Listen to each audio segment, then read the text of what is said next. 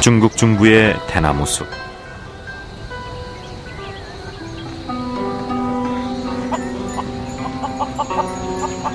부근의 마을은 모두 수백 년째 자리를 지켜왔다.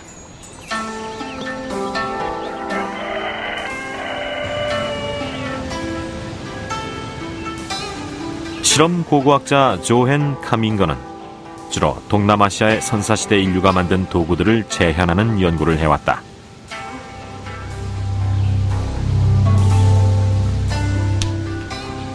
지금 카밍거가 만들고 있는 건 중국 여러 지역에서 발견된 기초적인 형태의 돌칼이다. 그는 중국의 석기 제작 기술이 발전하지 않은 이유를 이렇게 말한다. 중국은 유럽하고 완전히 다릅니다. 유럽과는 다른 자원이 있고 다른 동식물이 살죠. 돌의 종류도 다릅니다. 유럽엔 크고 단단한 돌이 많지만 동남아나 중국 남부에는 그런 돌이 흔치 않아요. 석기에 적당한 돌은 부족하지만 잘 휘어지면서도 내구성이 뛰어난 대나무는 어딜 가나 흔히 볼 수 있다. 그래서 석기가 절실하지 않았을 것이다. 대나무는 탄력이 좋으면서도 단단해서 돌 대신 각종 도구를 만드는데 사용됐을 겁니다. 칼도 대나무로 만들 수가 있어요. 그러니 고생을 할 필요가 없죠. 돌을 쪼개고 다듬어 도구를 만드는 대신 대나무로 도구를 만들고 다 쓴 뒤에는 던져버리는 겁니다. 대나무는 흔하니까 필요할 때마다 만드는 거죠. 유럽과 달리 중국에선 각종 대나무 도구를 만드는 데만 석기가 쓰였을 거란 얘기다. 이 가설이 사실이라면 중국인도 호모 사피엔스의 특징인 정교한 도구를 가진 것이다. 다만 썩기 쉬운 대나무로 만들어 그 흔적이 남아있지 않을 뿐이다.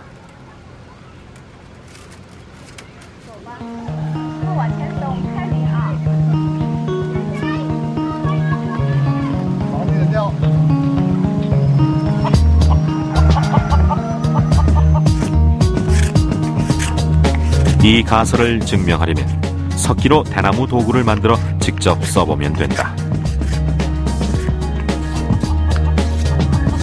우리는 카밍거에게 직접 대나무 칼을 만들어 고기를 잘라달라고 부탁했다.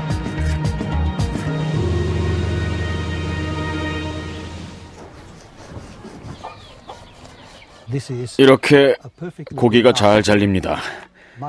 돌칼보다 낫죠. 돌칼은 만드는데 시간과 에너지가 훨씬 많이 드니까요. 칼은 아주 잘 든다. 이처럼 중국에 정교한 석기가 없는 이유는 대나무가 흔하기 때문일 수도 있다. 하지만 이 가설도 중국인의 뿌리를 밝혀주진 못한다.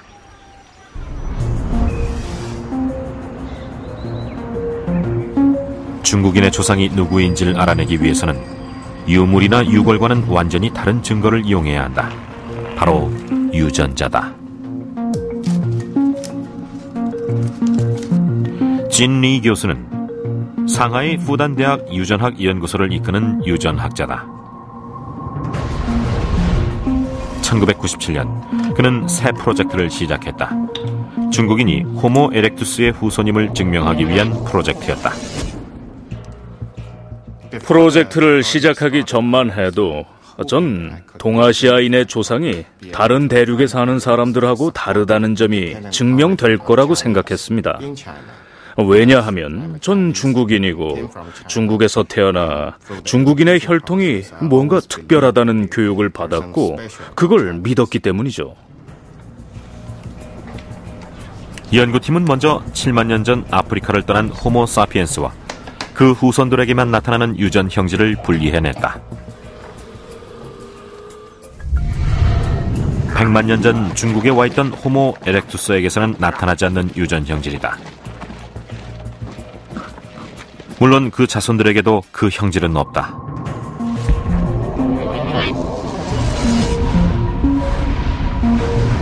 연구 프로젝트의 핵심은 현대 중국인도 다른 대륙 사람들과 마찬가지로 호모 사피엔스만의 유전 형질을 갖고 있느냐였다.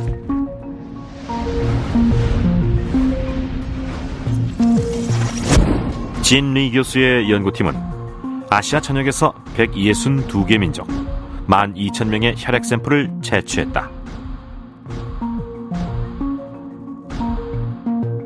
결과는 예상을 완전히 빗나갔다.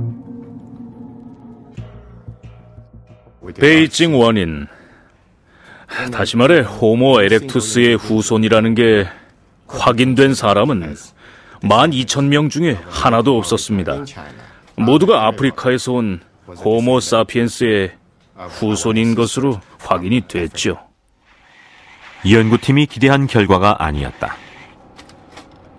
진리 박사는 중국인의 조상이 남들과 같은 호모 사피엔스가 아니라 호모 에렉투스일 거라고 확신했기 때문이다.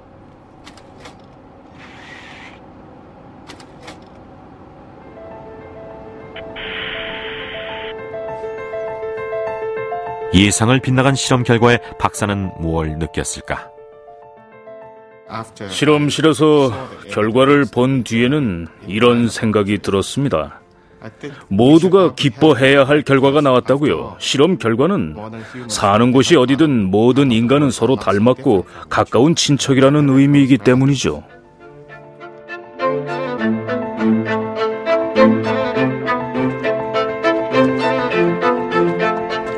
유전자 연구는 중국인의 조상 중엔 시베리아를 거쳐온 집단뿐만 아니라 인도의 해안 지방과 동남아를 거쳐온 집단도 있다는 걸 보여준다.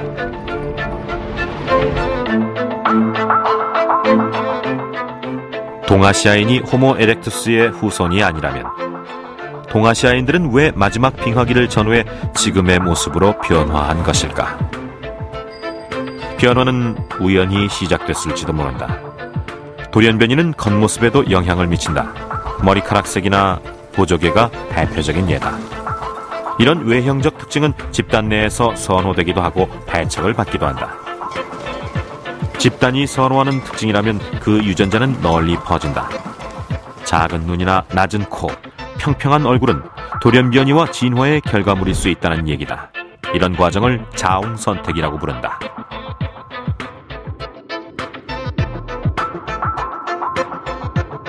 우리는 아시아의 동쪽 끝까지 왔고 빙하기를 이겨냈으며 외모의 변화를 겪었고 아시아 전역으로 퍼져나갔다. 하지만 그게 여정의 끝은 아니었다. 여정은 새로 시작된다. 아시아 동쪽 끝으로 온 호모 사피엔스의 후손들은 지구상에서 가장 성공적인 문명 중 하나를 건설했다.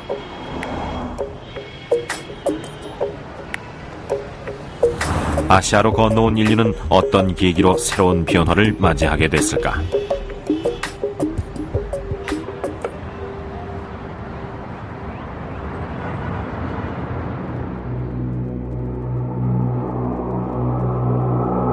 지금으로부터 13,000년 전 어린 드리아스기 소빙하기가 찾아온다.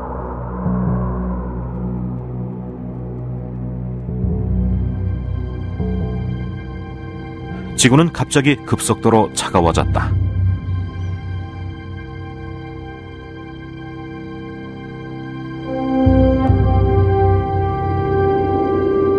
중국의 기온도 급격히 떨어졌고 먹을거리는 귀해졌다. 기후 변화로 수렵 채집 생활을 하던 우리 조상들은 새 먹을거리를 찾아야 했을 것이다. 이즈음 중국에선 새로운 기술이 등장한다. 인간의 삶에 커다란 변화와 진보를 가져올 기술이었다. 변화의 증거는 중국 남부에서 발견됐다.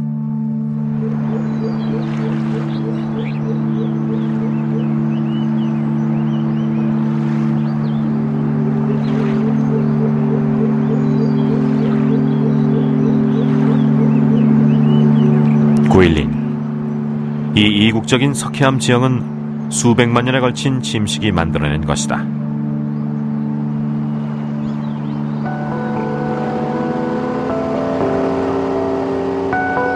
기암괴석이 어우러진 912는 중국의 대표적인 관광 명소로 자리 잡았다.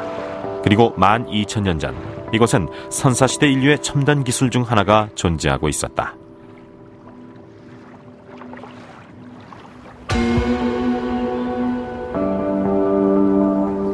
정피엔 동굴. 선사시대 인류가 수렵과 채집을 하며 살았던 곳이다. 2001년 이 동굴에서 놀라운 유물이 발견됐다.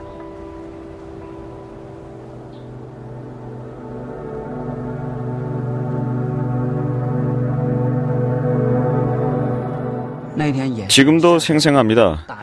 비가 많이 내려서 땅이 질척거렸어요. 그날도 7, 8명 정도가 발굴을 하고 있었는데 작은 조각들이 눈에 띄더군요. 다른 돌멩이들하고는 색깔이 달랐죠.